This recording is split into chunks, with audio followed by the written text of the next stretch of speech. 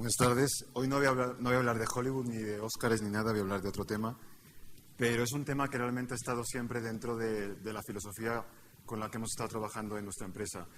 Entonces, voy a empezar por una historia. Yo, cuando estaba en el colegio, mi profesor de física nos dijo una vez que estaba muy interesado en saber cómo funcionaban las nubes de mosquitos. Entonces, cuando iba a la piscina o iba al campo, miraba las nubes de mosquitos e intentaba entender cómo se movían, porque si vemos un mosquito, ese mosquito hace cosas bastante aleatorias, pero la nube se comportaba como un único ser, como una entidad orgánica, se movía de una manera concreta, izquierda, derecha, se cambiaba de forma, adaptaba. Pero mi profesor de física nos dijo que no consiguió resolver el problema. Entonces, a mí eso me impactó bastante. Yo, como soy ingeniero, soy uno de esos frikis que hemos comentado antes.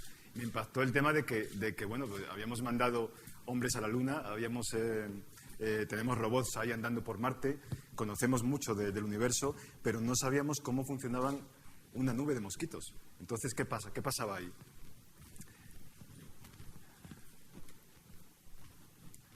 Por lo tanto, lo que voy a comentar es cómo hemos atacado este problema desde otro punto de vista y cómo los ordenadores nos han permitido trabajar en una línea nueva de exploración de la naturaleza, que tal vez sea el comienzo de algo mucho más importante de lo que creemos. Estamos viendo aquí, esto no son mosquitos, esto es una nube de pájaros, pero no vemos algo un poco curioso, extraño, ¿no? Vemos que los pájaros no se comportan como entidades individuales, sino que están generando una especie de comportamiento colectivo. Esa masa es orgánica, se mueve, reacciona, podríamos decir que tiene vida propia. Incluso, si preguntásemos a un pájaro, seguramente ese pájaro no sabría muy bien lo que está pasando. Entonces, nuestra hipótesis es que realmente, efectivamente, el pájaro no sabe qué está pasando. El pájaro actúa en función de lo que le pasa alrededor y, sin embargo, lo que vemos desde fuera es una complejidad superior. A esto lo llamamos complejidad emergente. Y podría ser otra cosa, ¿no? Seguro que conocen cómo una hormiga en sí mismo, pues bueno, es una entidad, pero cuando muchas hormigas se juntan suceden cosas nuevas. Aparece un hormiguero, ese hormiguero es capaz de adaptarse, es capaz de propagarse por el terreno. Podríamos desde fuera, un extraterrestre pensaría que el hormiguero es realmente la entidad viva, y sin embargo nosotros sabemos que dentro hay entidades individuales. Entonces, realmente, ¿qué es lo que está sucediendo aquí? ¿Podríamos capturar un poco la esencia de este problema? Podríamos suponer que realmente en todo esto que estamos viendo tan complejo realmente hay patrones en común y de alguna manera yo diría que nos podríamos olvidar de los mosquitos, de los pájaros, de las hormigas y quedarnos con los puntos, quedarnos con los elementos que interactúan, ¿no? Aquí lo que tenemos son elementos que interactúan, entidades individuales que en sí mismas tienen un comportamiento concreto, pero cuando interactúan muchas generan una complejidad nueva. Como decía antes, emerge una complejidad, emerge algo nuevo que no estaba escrito en la hormiga, sino en la colectividad. Aquí veremos, por ejemplo, pues igual, el concepto de unos bichos, que si vemos cada uno por separado nos parece algo un poco aleatorio, pero sabemos que esa complejidad va creciendo de nivel y al final produce algo que está relacionado con esa interactividad. Entonces, para mí, siempre la palabra clave fue la interactividad. Y si vamos adelante, ¿no?, y empujamos a esta idea, pues podríamos pensar que las colectividades humanas también están basadas en esto, ¿no? Somos individuos que interactuamos unos con otros, pero surgen poblaciones, surgen guerras, surgen cosas que a lo mejor escapan del control del individuo, ¿no? No sabemos la sociedad hacia dónde va, sabemos que la sociedad tiene unas fuerzas, pero realmente es la emergencia de la sociedad en base a esta interacción múltiple entre individuos que nosotros no podemos comprender. Entonces, tenemos algo en común en todos estos sistemas, podemos capturar esa esencia, podemos estudiarla de alguna manera. Pues, gracias a los ordenadores hemos podido encontrar una fórmula de atacar el problema, ¿no? Aquí tenemos pues diferentes ejemplos que todos reconocemos como algo que comparte esto que les estoy comentando. Incluso, ¿por qué no? La física, este huracán, en el fondo, ¿de qué está compuesto? De billones, trillones, cuatrillones de moléculas que están vibrando unas con otras. Por lo tanto, esas moléculas están interactuando unas con otras y generan una complejidad. Una molécula de aquí abajo no tiene ni idea de lo que pasa ahí arriba, pero nosotros vemos que se produce eso, lo que llamamos huracán, es decir, algo por encima de las moléculas. ¿Por qué no? Las células, ¿no? Las células del cuerpo, ¿por qué no van a ser también a jugar este juego? Una multiplicidad de interacciones entre células, entre organismos que en sí mismos pues tienen una complejidad concreta, aumenta su complejidad y generan un cuerpo, un organismo multicelular. O las personas, cómo, bueno, pues la colectividad sabemos que tienen comportamientos que no están en el individuo, sino que surgen de una manera, emergen de una manera colectiva. Entonces, la ciencia nos ha ayudado hasta cierto punto. Por eso mi profesor de física tenía problemas con esto, porque Galileo, el primer científico moderno, pues lo que hacía era tirar piedrecitas, ¿no? Y entonces intentar entender cómo funcionaba esto, ¿no? Como si se aceleraba la piedra, entonces repetía el experimento muchas veces y encontraba una causa-efecto. Entonces, bueno, pues luego utilizaba rampas inclinadas, luego utilizaba diferentes pesos. Entonces, de alguna manera, la ciencia nos ha llevado por el mundo de la repetición, de la experimentación. Pero esa experimentación tiene sus límites, o tenía sus límites, porque yo no me imagino a Galileo intentando entender la bandada de pájaros. ¿Qué haría? ¿Cogería un pájaro y lo metería en la habitación? No pasaría nada. Metería 2, 3, 4, 5. Cuando tuviera toda la sala llena de pájaros, seguramente pensaría que era mejor utilizar las piedras, no complicarse la vida. ¿Por qué? Porque no tenemos o no teníamos una herramienta que nos permitiera entender cómo funcionan estas complejidades en base a la repetición. Y solo la observación no es suficiente. Claro, Newton también nos dijo que dos partículas o dos masas tienen una fuerza gravitatoria, entonces se atraen. Vale, muy bien. Pero Newton no nos dijo cómo se atraen tres, porque la verdad es que con las ecuaciones de Newton no sabemos cuál es la solución para tres partículas. O sea, no existe. Tenemos que simularlo, tenemos que utilizar cálculos numéricos y ordenadores modernos. Entonces, era como que la matemática nos había metido en una trampa. Esto no se podía entender. Para mí esto de Newton y las ecuaciones diferenciales, esto tan complicado, me recuerda un poco a lo que dice en la independencia de la Declaración de Independencia de Estados Unidos, que dice que todos tenemos derecho a buscar la felicidad. Digo, muy bien, pero ¿cómo la buscamos? Que ese es el problema. No me digas que tenemos derecho, dime cómo lo hacemos. Entonces Newton nos dice que hay ciertos derechos en el universo, pero tú dime cuál es la solución, porque si no, pues no me sirve para mucho. Estamos buscando otra forma de enfocar esto. ¿Cómo? Pues a mí me gusta mucho la analogía de Moisés y las tablas, ¿no? Porque estos son mandamientos. Pero fíjate, Dios no le dice a Moisés, hay que ser buenos. No. ¿Cómo se puede ser bueno? ¿Cómo se puede ser...? No, le da 10 mandamientos que todos podemos entender. Son reglas locales. Son reglas en las que un individuo sabe cómo actuar con otro individuo. Una hormiga con otra hormiga y otra partícula con otra partícula. Tenemos estas 10 reglas que aplicadas a una multiplicidad, a n partículas, a n personas, generan algo nuevo, una complejidad. Y esta es la dirección en la que queremos investigar. Es la dirección en la que vemos cómo a partir de reglas surge complejidad, no al contrario, cómo a partir de una complejidad intento entender qué reglas son, que es un poco el camino clásico de la ciencia. Un ejemplo de regla local para que me entiendan, pues por ejemplo, si de repente hay una alarma de incendios, ahora mismo quiero escapar y se abre la puerta y veo mucha gente corriendo hacia la derecha y una persona corriendo hacia la izquierda, la regla local que va a aplicar mi cerebro es instantánea, es vete con la mayoría. Es decir, no creo que nadie se vaya a la izquierda, excepto que este a lo mejor sea el arquitecto, no lo sé, eso ya dependería de quién es este señor. Pero es verdad que, o sea, el asunto es que no vamos a empezar a hacer ecuaciones diferenciales para entender cuál es nuestro camino óptimo, no. Vamos a aplicar reglas locales y la localidad, que es fácil de entender, sabemos que produce complejidad. Por lo tanto, lo que hemos querido es intentar entender este problema, es decir, las ecuaciones de Newton no me valen, porque yo quiero resolver esto y no me dicen cómo resolverlo, no me dan la fórmula. Yo lo que quiero es entender cómo se puede simular esto a partir de esas leyes básicas, pues por ejemplo en este caso entre las moléculas de agua, ¿no? Las moléculas de agua vibrarían y esto aparecería de una manera, podríamos decir, espontánea, si queremos verlo así. De alguna manera está escrito ahí, pero todavía no entendemos cómo. Y la clave para mí es la simulación. Por eso decía que la era digital, los ordenadores nos han traído esa herramienta que ni Galileo ni Newton tenían, pero que si hubiera existido, seguramente a lo mejor la física y las matemáticas habrían ido por otro camino. Ahora la computación nos permite entender la naturaleza con otro punto de vista. Y no estoy hablando de una aproximación numérica, no estoy hablando de aproximarse, estoy realmente hablando de cómo realmente es por dentro la naturaleza, qué hace la naturaleza. Por eso digo, si simulamos esto con las reglas que yo creo que existen ahí dentro, entonces, ¿cuál es la diferencia entre la realidad y la simulación? O, por ejemplo, en este caso, ¿esto es una simulación o es una realidad? Esto lo simulamos hace unos meses en la empresa y, bueno, esto está creado con esas reglas locales. Es decir, estamos simulando pues, un comportamiento emergente en el cual las partículas que tengo por aquí no saben, no entienden que hay un mar, no entienden, no ven esa complejidad. Pero las reglas locales hacen que se produzca esa complejidad y, por lo tanto, yo veo el mar. Por lo tanto, si la naturaleza funcionase así, eso significaría que a lo mejor la simulación es más real de lo que creemos, o a lo mejor la naturaleza es un ordenador que calcula, ¿no? Podríamos verlo desde los dos puntos de vista. Pero bueno, me dirán, vale, ¿y entonces esto realmente de qué va? ¿Cómo se hace? Cuando han venido los ordenadores nos han dado una cosa llamada memoria, que la memoria tiene celdas. Entonces ya intuirán por dónde voy, ¿no? Esto es una especie de tablero de ajedrez, es un tablero de juegos, en el que lo que realmente tenemos son casillas. Las casillas son las casillas de la memoria. Y tenemos una serie de reglas. Podríamos decir, por ejemplo, que estos son nuestros pájaros. Podríamos decir a un pájaro que lo único que tiene que hacer es ir con el más rápido, o sea, seguir al más rápido. Una regla local, ¿no? No tenemos que darle más complejidad. Ya sabemos que el pájaro por dentro tiene ADN, tiene genes y muchas cosas.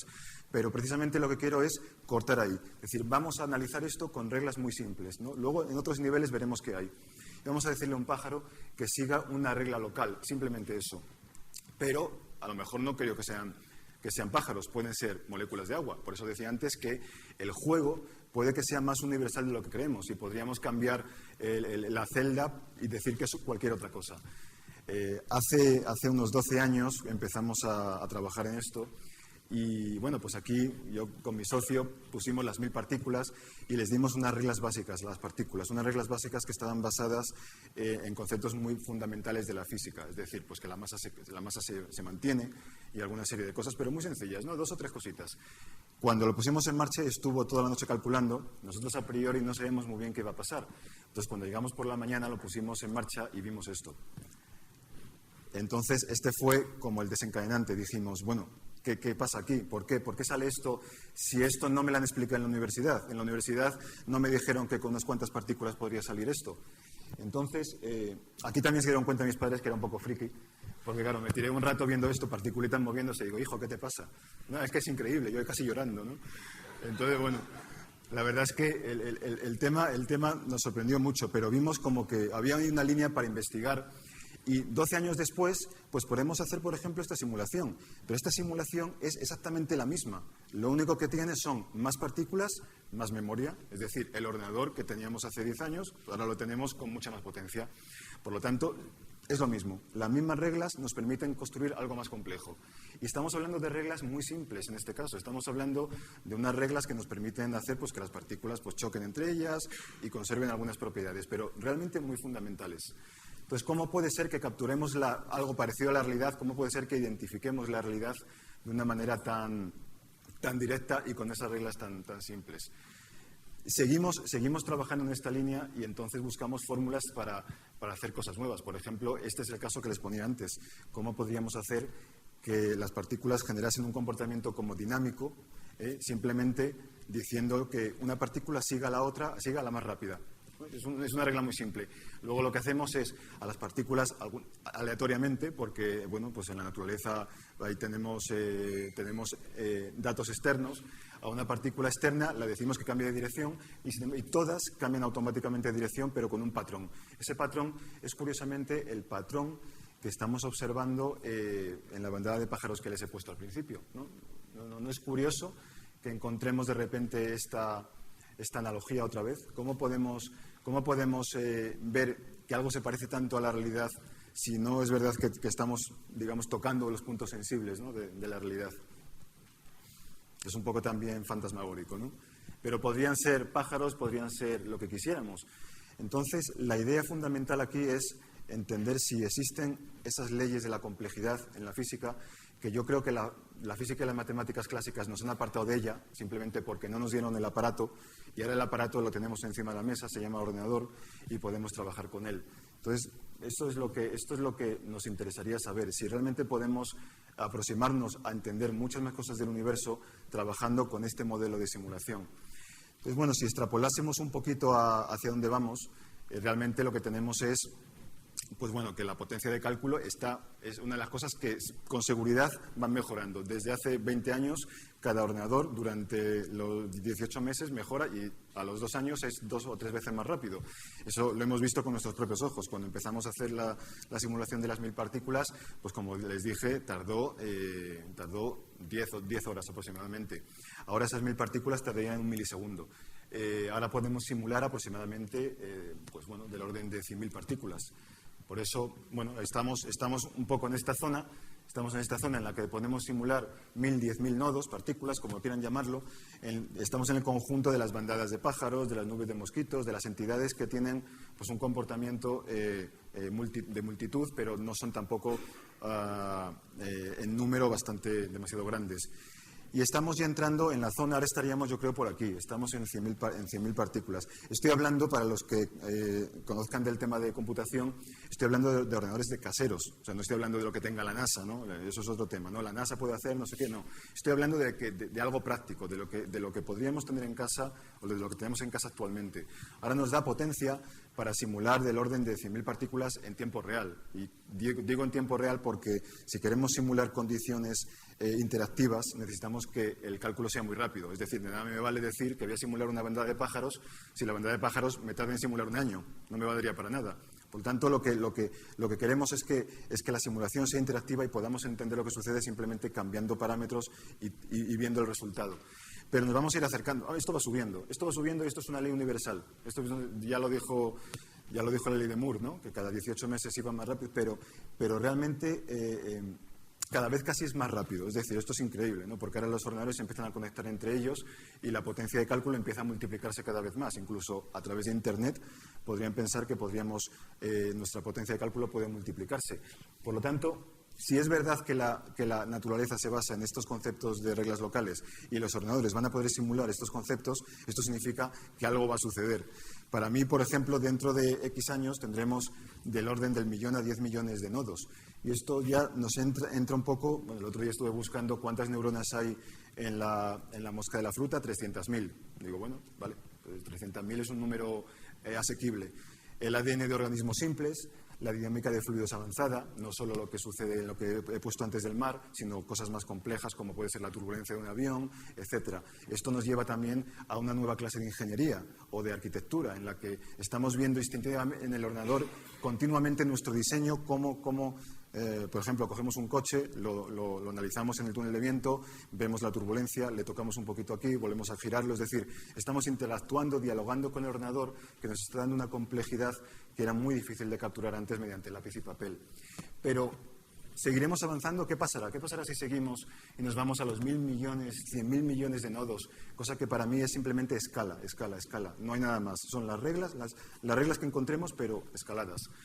Entonces estamos ya en el entorno de las sociedades humanas, ¿no? Estamos hacia los 10.000 millones de seres en el mundo, el número de células en organismos simples, el ADN, 4.000 millones de pares.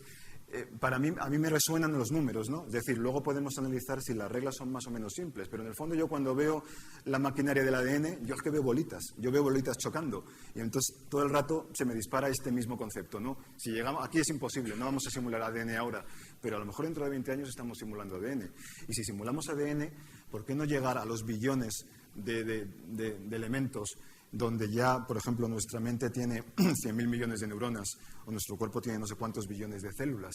Es decir, estamos entrando en conceptos un poco ya filosóficos. Es decir, el simulador podría simular una entidad viva, el simulador podría simular lo que nosotros entendemos como vida. La vida es un sistema emergente, igual que la bandada de pájaros es un sistema emergente. La mente es un sistema emergente, la consciencia es un sistema emergente. Aparecerá de repente cuando conectemos el ordenador, aparecerá Matrix ahí al fondo. Cuando han visto la película les suena a Matrix, ¿no?